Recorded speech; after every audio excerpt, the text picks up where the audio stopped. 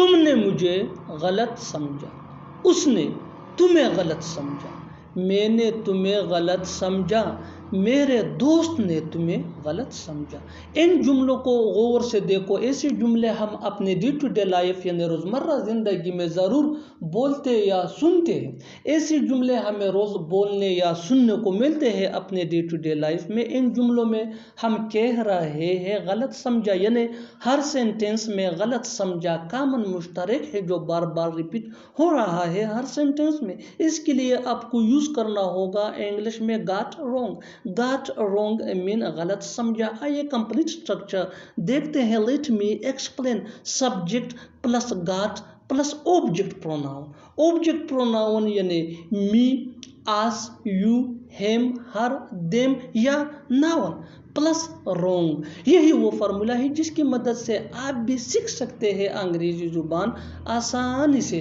That can be really helpful for you۔ آگے detail سے سمجھاتا ہوں مثالوں سے۔ Here are some examples for better understanding۔ Make sure to watch this video till to end۔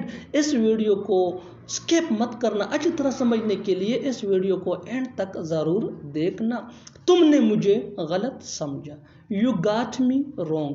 You got me wrong بالکل فارمولے کے مطابق ہم جا رہے ہیں۔ نیکسٹ ایگزامپل، اس نے تمہیں غلط سمجھا۔ He got you wrong۔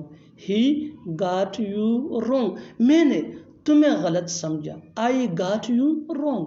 I got you wrong میرے دوست نے تمہیں غلط سمجھا۔ My friend got you wrong۔ My friend got you wrong۔ اور آخر میں یہ سینٹنس آپ کے لیے کامنٹ سیکشن میں اس کا جواب ضرور دینا۔ آپ نے ہمیں غلط سمجھا۔ آپ نے ہمیں غلط سمجھا۔ Subscribe to English page for more advance English sentence structure. Thanks